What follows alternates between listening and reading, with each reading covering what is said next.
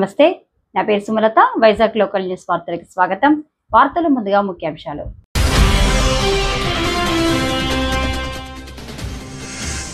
Visakha steel ప్లాంట్లో అగ్ని ప్రమాదం, అప్రమత్తమైన అగ్నిమాపక సిబ్బంది.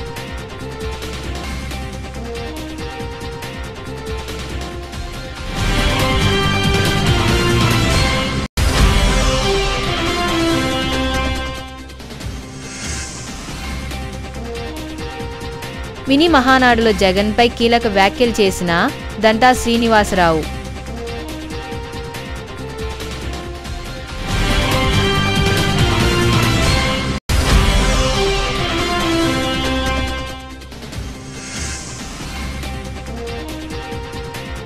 ఉగ్రలింకుల కేసులో ప్రధాన నిందితులు రహస్య విచారణకు సన్నద్ధం.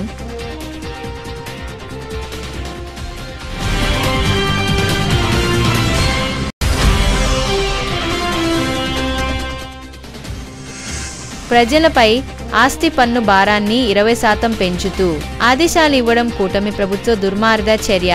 దంగారావు.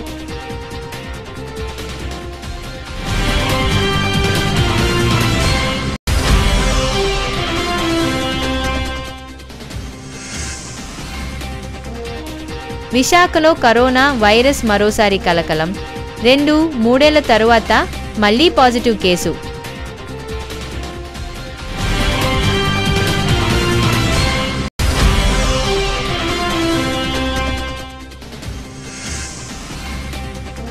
సైబర్ నేరాలకు పాల్పడుతున్న ముఠాను అరెస్టు చేసిన అనకాపల్లి జిల్లా పోలీసులు.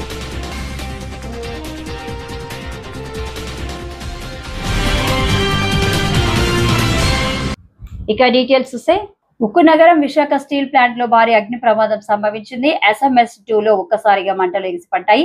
వెంటనే అప్రమత్తమైన స్టీల్ ప్లాంట్ అగ్నిమాపక సిబ్బంది మంటలను అదుపులోకి తీసుకొచ్చారు. ఆస్తి నష్టంపై అధికారులు అంచనా వేస్తున్నారు. శుక్రవారం తెల్లవారుజామున ఈ ప్రమాదం జరిగింది. అయితే ప్రమాద సమయంలో కార్మికులు విధులు లేకపోవడంతో పెను ముప్పు తప్పింది. అగ్ని ప్రమాదం తెల్లవారుజామున జరగడంతో కార్మికులు విధులకు హాజరు కాలేదు.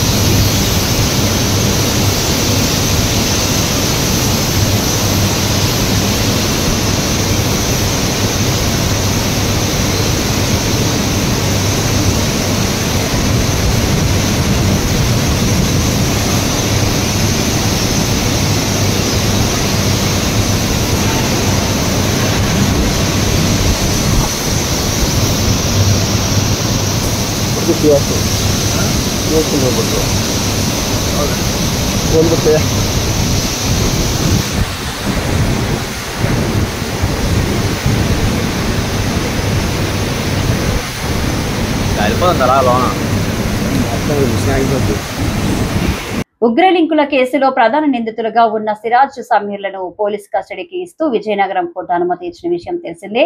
ఈ క్రమంలో విజయనగరం పోలీసులు విశాఖ సెంట్రల్ జైల్లో ఉన్న A1, E2 సిరాజ్ సమీర్లను కస్టడీలోకి తీసుకుని విచారించనున్నారు.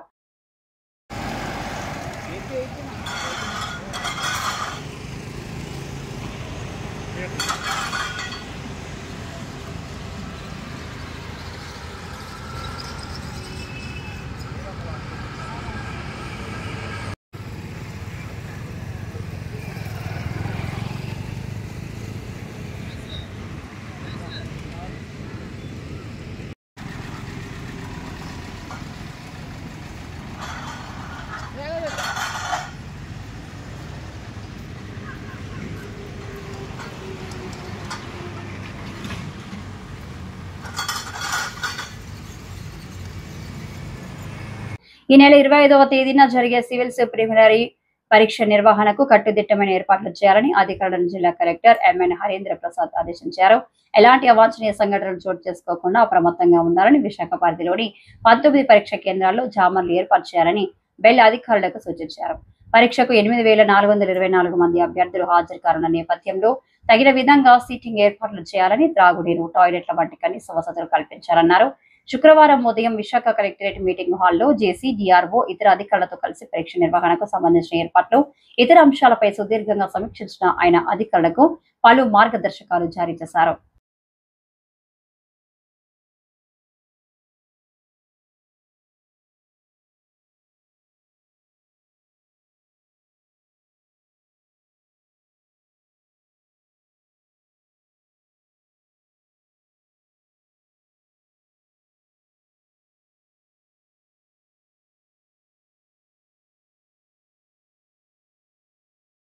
మహావిశాఖ నగర ప్రజలపై ఆస్తి పన్ను భారాన్ని 20% పెంచుతూ ఆదేశాలు ఇవ్వడం కూటమి ప్రభుత్వ దుర్మార్గ చర్య అని సిపిఎం కార్పొరేటర్ గంగారావు మండిపడ్డారు.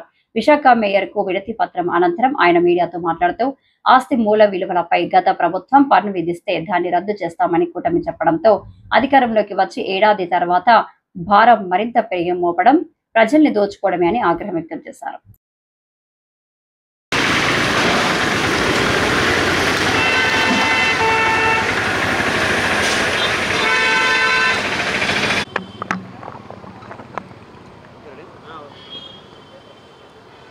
రాష్ట్రంలోని తెలుగుదేశం, జనసేన, బీజేపీ కూటమి ప్రభుత్వం మరోసారి భారీగా మున్సిపాలిటీలు, కార్పొరేషన్లో ఉండేటటువంటి ప్రజల మీద ఆస్తి పన్ను పెంచాలని ఆదేశాలు ఇవ్వటం జరిగింది. కనీసంగా ప్రతి ఇంటి దగ్గర నుండి 20% ఆస్తి పన్ను పెంచాలని ప్రతిపాదనలతోటి ఆదేశాలు ఇవ్వటం జరిగింది. ఈ చర్యను సిపిఎం పార్టీ తీవ్రంగా ఖండిస్తూ ఉన్నది. రాష్ట్ర వ్యాప్తంగా 463 కోట్ల రూపాయలు అదనంగా ఏడాది ఆస్తి పన్ను పెంచాలని నిర్ణయం తీసుకున్నారు. ఒక్క విశాఖపట్నంలోనే 112 కోట్ల రూపాయలు ఆస్తి పన్ను అదనంగా పెనాల్టీల రూపంలో వసూలు చేయాలని కూడా ఆదేశాలు ఇవ్వటం జరిగింది. గత ఎన్నికల్లో మీరు చెప్పింది ఏమిటి, ఇప్పుడు చేస్తుంది ఏమిటని నేను అడుగుతూ ఉన్నాను చంద్రబాబు నాయుడు గారిని, పవన్ కళ్యాణ్ గారిని. గత ఎన్నికల్లో మాకు కానీ ఓట్లేస్తే గత వైసీపీ ప్రభుత్వం భారీగా పెంచిన ఆస్తి విలువ ఆధారంగా ఆస్తి పన్నుని మేము సమీక్షించి తగ్గిస్తాము, ఆస్తి పన్ను భారం లేకుండా చేస్తామన్నారు. అలాగే ప్రతి ఏడాది 15% ఆస్తి పన్ను ఆటోమేటిక్గా పెంచేటటువంటి విధానాన్ని పూర్తిగా రద్దు చేస్తామని ప్రజలకు హామీ ఇచ్చి ఓట్లేపించుకొని సంవత్సరం అధికారం వెలగబెట్టి ఇప్పుడు తిరిగి ఆ 15% అలానే కొనసాగిస్తూ ఇప్పుడు మరో 20% ఆస్తి పన్ను వడ్డించడానికి మీరు ఏం మొహం పెట్టుకొని ఆదేశాలు ఇచ్చారని నేను కూటమి ప్రభుత్వాన్ని అడుగుతూ ఉన్నాను. ఈ కొత్త ప్రతిపాదన వలన ప్రతి మున్సిపాలిటీలోనూ, ప్రతి కార్పొరేషన్లో కూడా, విశాఖపట్నంలో కూడా ప్రతి ఇంటికి సర్వే చేయబోతున్నారు. రీసర్వే అంటున్నారు. గతంలో జగన్మోహన్ రెడ్డి గారు రీసర్వే చేశాడు కదా భూములకి, అలాంటి రీసర్వే పట్టణాల్లో అన్ని ఇళ్ళకి తీసుకురాబోతూ ఉన్నారు. ప్రతి ఇంటిని కొలుస్తారంట. వాళ్ళ ఇంటికి ప్లాన్ ఉందా, ప్లాన్ లేదా, ప్లాన్ ప్రకారం ఇల్లు కట్టారా, ప్లాన్ ప్రకారం ఇల్లు కట్టకపోతే అదనంగా ఒక 5%, 10% కానీ అదనంగా కానీ నిర్మాణం చేస్తే అటువంటి దానికి 25% పెనాల్టీ వేస్తారంట. ఒక 50 గజాలకో, 60 గజాలకో, 200 గజాలకో 150 ప్లాన్ లేదనుకోండి, దానికి 2.5 రెట్లు పెనాల్టీ వేస్తారంట. అంతేకాదు ప్లాన్ ఉల్లంఘన ఒక 12%, 13% జరిగిందనుకోండి, వాళ్ళకి అదనంగా ఆస్తి పన్ను 50% వేస్తారంట. ఈ విధంగా ఎడాపెడ ఆస్తి పన్ను వేయటం కోసం రీసర్వే పేరు మీద రాష్ట్ర వ్యాప్తంగా అన్ని మున్సిపాలిటీలు, అన్ని కార్పొరేషన్లో కూడా ఇంటింటికి సర్వే చేయడానికి చంద్రబాబు నాయుడు గారు ఆదేశాలు జారీ చేశారు. రేపు ఇళ్ళకి వస్తారు, టేబుల్ పెట్టుకొని ఇల్లు కొలిసి ఆ విధంగా మీ ఇల్లు సక్రంగా లేదు, మీ ఇంటి ఆస్తి పన్ను అదనంగా ఎంత కట్టాలనేటువంటిది తాకీదులు అనేటివి పోతున్నారు. అంతేకాదు ఆ ఇంటి ముందులో కానీ చిన్న షాప్ కానీ ఉందనుకోండి, దాని కమర్షియల్ కింద మార్చేసి దాని ఆస్తి పన్ను 2.5 రెట్లు పెంచబోతున్నారు. ఎవరన్నా ఆఫీస్కి కానీ అద్దెకిస్తే ఆ ఇల్లు వాణిజ్య సంస్థగా మార్చేసి ఆ ఇంటి మీద 2.5 రెట్లు ఆస్తి పన్ను వేయాలని షరతులు విధించారు. ఈ విధంగా ఎడాపెడా ఆస్తి పన్ను విధిస్తూ ఉన్నారు.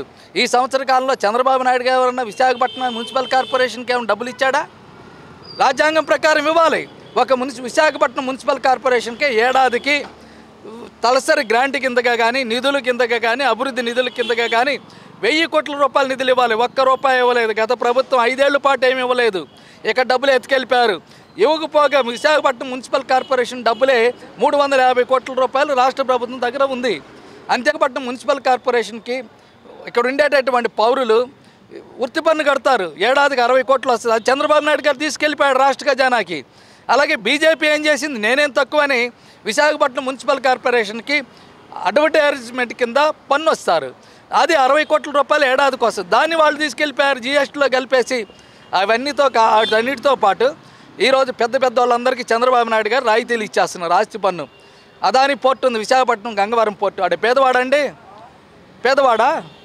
అటువంటి పోర్టుకి ఏడాదికి ఆస్తి పన్ను 50 కోట్ల రూపాయలు కట్టాలి.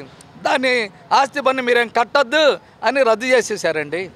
వాళ్ళకేం ఆస్తి పన్ను వద్దు, మాకు మాత్రం ఆ రాష్ట్రంలో ఉండేటటువంటి పట్టణాల్లో అలాగే ఎక్కడ మున్సిపల్ కార్పొరేషన్లో ఉండేటటువంటి వాళ్ళందరికీ మటుకి ఇళ్ళ కొలతలేసి ప్రతి అడుగు కూడా ప్రతి అంగుళానికి నువ్వు ఆస్తి పన్ను పెంచేసి కట్టాలని దుర్మార్గమైనటువంటి జీవోలు ఇచ్చేస్తున్నారు. అంతేకాదు పెద్ద స్టార్ హోటల్ వాళ్ళకి ఇచ్చేస్తారంటే మినహాయిలు, పెద్ద కంపెనీల వాళ్ళకి ఆస్తి పన్ను, జీఎస్టీలు, రకరకాలైనటువంటి పన్నులు రాయితీలు ఇచ్చేసి ప్రజల మీద దిగువ తరగతి పేదవాళ్ళు మధ్యతరగతి మీద మీరు వాతలు పెడతారా? పన్ను వాతలు పెడతారా? ఆస్తి పన్ను వాతలు. ఇదేమి పరిపాలనయా అని ఇదని నేను అడుగుతూ ఉన్నాను. ఇదేనా స్వర్ణ ఆంధ్రప్రదేశ్? ఇదేనా విశాఖపట్నాన్ని ఆర్థిక రాజధానిగా చేయటం అంటే? ఆస్తి పన్ను, నీటి పన్ను, బిల్డింగ్ ప్లాన్లు, అలాగే ట్రేడ్ లైసెన్స్ ఫీజులు రకరకాలైన ఎడాపడిగా పెంచేసి విశాఖపట్నాన్ని సుందరంగా చేస్తారంటే ఇదేనా? తప్పు చేశారని తేలితే విజయవాడలోనే కాదు విదేశాల్లో లాక్కొని వస్తారని మాజీ ముఖ్యమంత్రి జగన్మోహన్ రెడ్డి ఉద్దేశించి భీమిలి ఎమ్మెల్యే గంట శ్రీనివాసరావు అన్నారు. శుక్రవారం టీడీపీ కార్యాలయంలో జరిగిన విశాఖ జిల్లా మహానాడులో ఆయన మాట్లాడుతూ జగన్మోహన్ రెడ్డి అధికారంలోకి వచ్చి రాష్ట్ర చరిత్రలో ఎన్నడూ లేని విధంగా వ్యక్తిగత కక్ష సాధింపు రాజకీయాలను పెంచి పోషించారని విమర్శించారు. వైసీపీ హయాంలో శుక్రవారం వస్తే విశాఖలో ఎవరి భూములకు ముడుతుందో అని భయపడేవారని చెప్పారు. ఎన్నికల్లో నెల్లూరు నుంచి ఎంపీగా పోటీ చేసిన విజయసాయి రెడ్డిని సౌమ్యుడు, మంచివాడు, నిబద్ధత కలిగిన వాడని పొగిడిన జగన్మోహన్ రెడ్డి ఏడాది తిరగకుండానే విజయసాయి రెడ్డి ప్రలోభాలకు అమ్ముడుపోయారని విమర్శించడం విడ్డూరంగా ఉందని పేర్కొన్నారు. రాష్ట్రంలో కూడా నీది గత చరిత్ర. నేను గతంలో చెప్తా ఉండేవాడిని, తెలుగుదేశం పార్టీ అధికారంలోకి రాబోతా ఉంది, వైఎస్ఆర్ పార్టీ అనేది మునిగిపోతున్న పడవ అని చెప్పని. ఇప్పుడు అది మునిగిపోతున్న పడవ కాదు, మునిగిపోయింది. మనం చరిత్రలో పాఠ్య పుస్తకాలు చదువుకోవాలి. ఒకప్పుడు ఈ టైంలో వైఎస్ఆర్ పార్టీ ఉండింది, ఇలా అధికారంలోకి వచ్చింది, మళ్ళీ ఆ తర్వాత ప్రజల చేత్కారానికి గురయ్యి పార్టీ ఇలా ఇదైపోయిందని కూడా చరిత్రలో చదువుకోవాల్సిన పరిస్థితి వస్తూ ఉంటుంది. అటువంటి దీన్ని మనం అందరం కూడా గుర్తుపెట్టుకోవాలని కూడా తెలియజేసుకుంటూ ఆయన నిన్న ప్రెస్ మీట్లో చెప్పారు, నేను బెజవాడలోనే ఉన్నాను, వస్తే కావాల్సిన అరెస్ట్ చేసుకోండి అని చెప్పారు. జగన్మోహన్ రెడ్డి గారికి అర్థం కాదు ఏంటంటే, ఆయన చేసిన తప్పులు తేలిన తర్వాత ఆయన విజయవాడలో ఉన్నా, విదేశాల్లో ఉన్నా, లేకపోతే ఎక్కడున్నా లాక్కొచ్చి ఖచ్చితంగా అరెస్ట్ చేస్తారు. ఎందుకంటే చట్టం ఎవరికి కూడా చట్టం కాదు, చట్టం తన పద్ధం చేసుకుపోతా ఉంది. దాంట్లో జగన్మోహన్ రెడ్డి లేకపోతే ఇంకొక రెడ్డి ఎవరైతే తప్పు చేశారో ఖచ్చితంగా వాళ్ళు శిక్ష అనుభవించాలి. కాబట్టి తప్పకుండా ప్రజలన్నీ గమనిస్తూ ఉన్నారు. ఆయన చివరికి ఏమంటున్నా అంటే, అంతకుముందు కరెక్ట్గా సంవత్సరం క్రితం నెల్లూరు పార్లమెంటు సభ్యుడిగా ఎవరైతే మన నెంబర్ 2 విజయసాయి రెడ్డి గారు పోటీ చేసినప్పుడు ఆయన పక్కన పెట్టుకుని భుజం మీద చేసి, మా సాయన్న చాలా మంచోడు, చాలా సౌమ్యుడు, చాలా ఉత్తముడు, నిబద్ధత కలిగిన వాడు, ఇటువంటి వ్యక్తిని గెలిపించని కరెక్ట్గా 1 year బ్యాక్ ఎలక్షన్ ముందు నెల్లూరులో చెప్పాడు. సీన్ కట్ చేస్తే నిన్న అటువంటి సాయిరెడ్డిని కూడా సాయిరెడ్డి అమ్ముడు పోయాడంట. అంటే ఈరోజు జగన్మోహన్ రెడ్డి గారు ఎంత తొందరగా ఓసల వెళ్ళి కూడా సిగ్గుపడే విధంగా ఆయన మాట్లాడుతూ ఉన్నాడు. అటువంటి జగన్మోహన్ రెడ్డి గారికి తప్పకుండా ప్రజలు అన్ని గుర్తుపెట్టుకుంటున్నారు. ఇంకా ఆయన ఎన్ని చేసినా కూడా ఆయన్ని ప్రజలు ఆదరించలేదని చెప్పి కూడా తెలియజేసుకుంటూ, ఇందాక మా జగన్ గాజువాక సోదరుడు మాట్లాడుతూ కార్యకర్తలకి నామినేట్ పోస్టులు కావాలన్నారు. తప్పకుండా మీరు ఏదైతే కోరుకుంటున్నారో ఏదైనా కొంతమందికి రావటం ఆలస్యం కావచ్చు, కానీ కష్టపడ్డ ప్రతి కార్యకర్తకి పదవులు రావటం పక్క, అది 100% జరుగుతుంది. అటువంటి భరోసా మేము అందరూ కూడా తీసుకుంటామని చెప్పి కూడా మరొకసారి తెలియజేసుకుంటూ అందరూ కూడా ధన్యవాదాలు. Thank you very much. నగరంలో కరోనా వైరస్ మరోసారి కలకలం సృష్టించింది. 2-3 ఏళ్ల తర్వాత మళ్లీ పాజిటివ్ కేసు నమోదైంది. పిఠాపురం కాలనీలో నివాసం ఉంటున్న 28 ఏళ్ల మహిళ కొద్ది రోజుల నుంచి చలి, జ్వరం, ఒళ్ళు నొప్పులతో బాధపడుతున్నారు. మందులు వాడుతున్నా తగ్గకపోవడంతో 3 రోజుల క్రితం ప్రైవేట్ ఆసుపత్రిలో చేరారు. వైద్య సేవలు అందించే క్రమంలో ఆమెకు కరోనా ర్యాపిడ్ టెస్ట్ నిర్వహించగా పాజిటివ్ వచ్చింది. వెంటనే ఈ విషయాన్ని సదరు ఆసుపత్రి అధికారులు ఆరోగ్య శాఖ అధికారులకు తెలియజేశారు. ఆరోగ్య శాఖ అధికారుల సూచనల మేరకు గురువారం RT-PCR పరీక్ష నిర్వహించగా పాజిటివ్ గా తేలింది.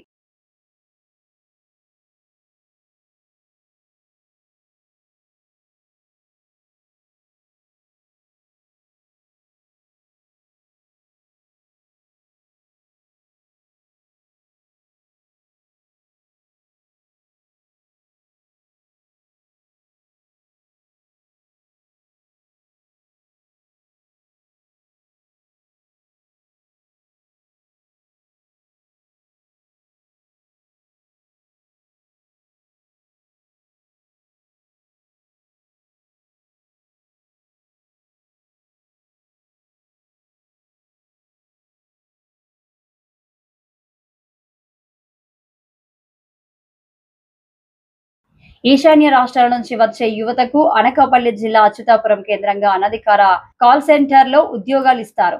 వీరికి అమెరికన్లతో ఇంగ్లీష్ ఎలా మాట్లాడాలో శిక్షణ ఇస్తారు. సెక్యూరిటీ టీమ్ అంటూ ఫోన్ కాల్స్ చేస్తారు. ఇలా నెలకు 15 కోట్ల నుంచి 20 కోట్ల వరకు సైబర్ నేరాలకు పాల్పడుతున్న ముఠా గుట్టును అనకాపల్లి జిల్లా పోలీసులు రట్టు చేశారు. దీనికి సంబంధించిన ఎస్పీ తుహిన్ సిన్హా అనకాపల్లి జిల్లా కార్యాలయంలో గురువారం సాయంత్రం వెల్లడించారు.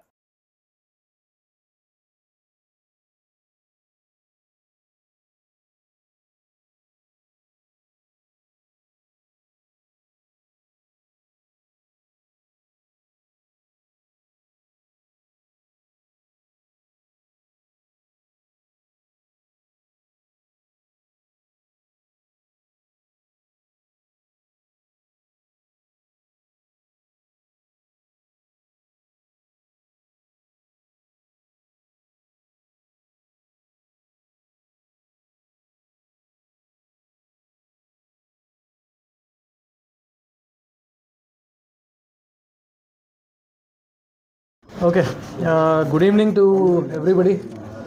Thank you all for coming. మనం ఈరోజు ఒక major illegal cyber fraud syndicate bust చేయడం జరిగింది in Atchutapuram police station limits of Anakapalli district. ఇది ఒక fake call centre, cyber fraud సంబంధించి call centre Atchutapuram police station నుంచి కొంతమంది ఆపరేట్ లాస్ట్ 2 years నుంచి చేసుకుంటున్నారు. వాళ్ళు ముఖ్యంగా US సిటిజన్స్ని టార్గెట్ చేసుకుంటున్నారు. The value of this fraud as per initial estimation is somewhere between 15 to 20 crores per month. దీనికి సంబంధించి నిన్న మనకి ఇన్ఫర్మేషన్ వచ్చింది. దాని మీద FIR రిజిస్టర్ చేసిన తర్వాత మన Anakapalli district police team Pavan residency in Anakapalli district raid చేయడం జరిగింది. In that raid we got a total of 33 persons were arrested. ఇందులో 2 main managers-ని కూడా 4 floor managers-ని కూడా అరెస్ట్ చేయడం జరిగింది. 1 person is from Mumbai in Maharashtra and second person is from Rajasthan. వాళ్ళ confession మీద మనకి మొత్తం మోడస్ ఆపరెండి బయటకి వచ్చింది. In this, they have a very systematic and organized hierarchical structure. Level 1 dialers and mostly people from northeastern states, especially Assam, Meghalaya, Tripura, akkada nunchi recruit chesi వాళ్ళు call centre డైలర్స్గానే పని చేసుకుంటారు. Their main job is to call unsuspecting US citizens impersonating as Amazon fraud department. వాళ్ళు first call చేసి అది చెప్తారు that some unauthorised transaction has taken place from your Amazon account. $1,400, $1,500కి unauthorised transaction చేయడం జరిగింది, whether you have done it or not. దాని మీద కొంతమంది unsuspecting US customers further details కూడా డైవల్జ్ చేస్తారు. By this way the diallers will win their trust and కొంత next లెవెల్కి ఈ ఫోన్ కాల్ని డైవర్ట్ చేస్తారు. Then they will go to level number 2 which is bankers level. ఇందులో some persons will impersonate themselves as US bank officials or members of FTC Federal Trade Commission. ఇక్కడ వాళ్ళు చెప్తారు that మీ bank కూడా compromise అయిపోయింది to these US citizens.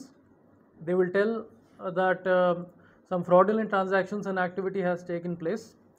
దానికి సంబంధించి మీరు ఇమీడియట్లీ యాక్షన్ తీసుకోవాలి, లేకపోతే మీ మీద కూడా కేసు రిజిస్టర్ అవ్వచ్చు, లేకపోతే ఇది అన్ని అమౌంట్ పోతుంది. యోగాంధ్ర వేడుకల్లో భాగంగా 3వ రోజు ఉదయం బీచ్ రోడ్ లో యోగాసన ప్రక్రియలు నిర్వహించారు.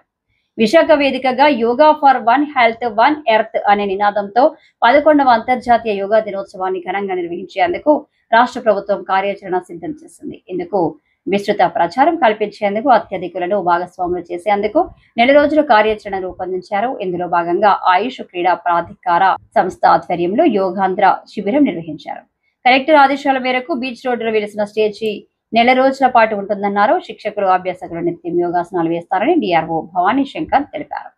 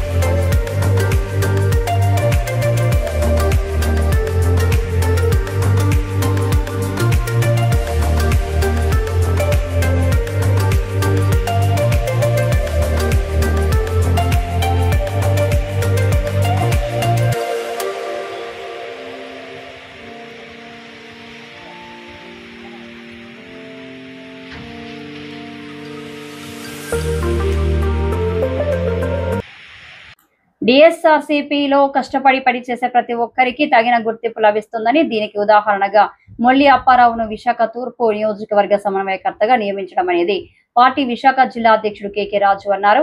మద్దిలపాలెం పార్టీ కార్యాలయంలో జరిగిన సన్మాన కార్యక్రమంలో అప్పారావును ఎమ్మెల్సీలు వరద కళ్యాణి, కుంభ రవిబాబు, గాజువక సమన్వయకర్త దేవన్ రెడ్డి, రాష్ట్ర అనుబంధ సంఘం విభాగ అధ్యక్షుడు జాన్ వెస్లీ, పేర్ల విజయచందర్, పార్టీ కార్యాలయ పర్యవేక్షకులు రవిరెడ్డి సన్మానించారు. అంతకుముందు అప్పారావు విశాఖకు రాగానే భారీ ర్యాలీ నిర్వహించారు. అనుబంధ వెంకటలక్ష్మి గారికి, మంగరాజు గారికి, జిల్లా ఎస్సీ విభాగ అధ్యక్షులు శివరామకృష్ణ గారికి, వైఎస్ఆర్ కాంగ్రెస్ పార్టీ జిల్లా మహిళా అధ్యక్షురాలు పేడాడ రమణ కుమార్ గారికి, రాష్ట్ర ఉపాధ్యక్షులు సీనియర్ నాయకులు శ్రీ నడింపల్లి కృష్ణరాజు గారికి, మన సీనియర్ నాయకులు రాష్ట్ర ఎస్సీ కూడా తెలుసు. ముఖ్యంగా ఈరోజు ఈ రాష్ట్రంలో కూటమి ప్రభుత్వం అధికారంలోకి వచ్చిన తర్వాత ఎన్నికలకు ముందేమో జగన్మోహన్ రెడ్డి గారి కంట మిన్నగా చేస్తాం, సంక్షేమానికి సంబంధించి కానీ అభివృద్ధికి సంబంధించి కానీ ఎలాంటి వివక్ష కానీ పక్షపాతం కూడా చూపించకుండా ఈ రాష్ట్రాన్ని అభివృద్ధి చేస్తామని అభివృద్ధి మంత్రంతో అబద్ధపు హామీలు, తప్పుడు వాగ్దానాలతో కూటమి ప్రభుత్వం అధికారంలోకి వచ్చిన తర్వాత అధికారం చేపట్టిన మొదటి రోజు నుంచి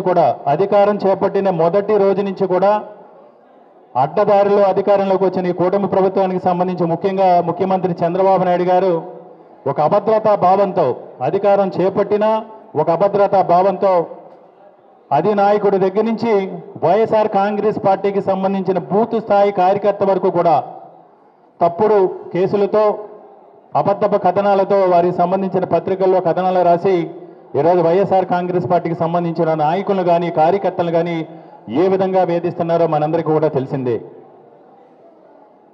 ఈరోజు ప్రజాస్వామ్యంలో ఉన్న ప్రతి ఒక్కరూ, రాజకీయాల గురించి ప్రతి ఒక్కరూ తెలిసిన ప్రతి ఒక్కరు కూడా పశ్చాత్తాపడే విధంగా ఈరోజు ఈ రాష్ట్రంలో ఈ కూటమికి సంబంధించి ప్రభుత్వం రాజకీయాలు చేస్తూ ఉన్నారు. ఎన్నికలకు ముందేమో సూపర్ 6 అని హామీలు ఇచ్చి, ముఖ్యంగా జగన్మోహన్ రెడ్డి గారు మనకి ఏ విధంగా 2019 నుంచి 2024 వరకు కూడా సంక్షేమ విషయంలో కానీ, పేదవాడి అభ్యున్నతికి సంబంధించి కానీ, విద్యారంగంలో కానీ, వైద్య రంగంలో కానీ, మహిళా సాధికారికతకు సంబంధించి కానీ ఎలాంటి సంస్కరణలు తీసుకొచ్చి ఈరోజు ఈ దేశానికి ఆదర్శంగా నిలిచారో మనందరికీ కూడా తెలిసిందే. ఎన్నికలకు ముందేమో జగన్మోహన్ రెడ్డి గారు 14 లక్షల కోట్ల రూపాయలు అప్పులు చేశారు. బాబు కొంచెం ఒక 2 నిమిషాలు అందరూ నిశ్శబ్దంగా ఉండాలి. ఎన్నికలకు ముందు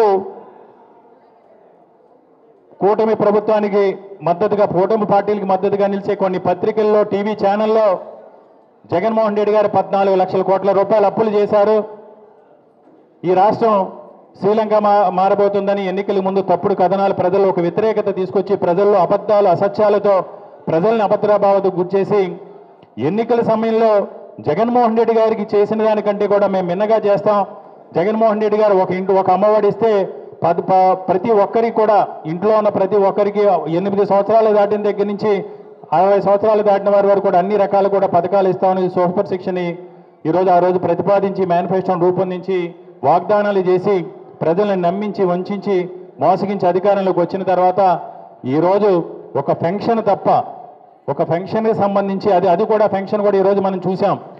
ఏదైతే 2014 నుంచి 2019 వరకు కూడా ఒక వృద్ధాప్య పెన్షన్ కావాలంటే ఆ వార్డులో కానీ, ఆ గ్రామంలో కానీ కొత్తగా ఎవరికైనా ఒక పెన్షన్ నమోదు చేసుకోవాలంటే అప్పటికి పెన్షన్ తీసుకున్న వారు ఎవరైనా చనిపోతే తప్ప కొత్తగా పెన్షన్ ఇచ్చే పరిస్థితి ఉండేది కాదు. కానీ జగన్మోహన్ రెడ్డి గారు 2019లో ముఖ్యమంత్రి అయ్యే నాటికి ఈ రాష్ట్రంలో ఎవరైతే పెన్షన్ లబ్ధిదారుల సంఖ్య 39 లక్షలు. జగన్మోహన్ రెడ్డి గారు 2024 ఎన్నికలకు ముందు నెల వరకు కూడా ఏప్రిల్ నెలలో 1వ తారీఖున ఈ రాష్ట్రంలో 66,05,000 మందికి జగన్మోహన్ రెడ్డి గారు పెన్షన్, అంటే ఆల్మోస్ట్ జగన్మోహన్ రెడ్డి గారు ప్రభుత్వ ఆధ్వర్యంలో పెన్షన్ డబుల్ చేయడం జరిగింది. ఈ వార్తలు ఇంతటితో సమాప్తం. తిరిగి మరో తాజా బులెటిన్లో కలుసుకుందాం. అంతవరకు సెలవు. నమస్కారం.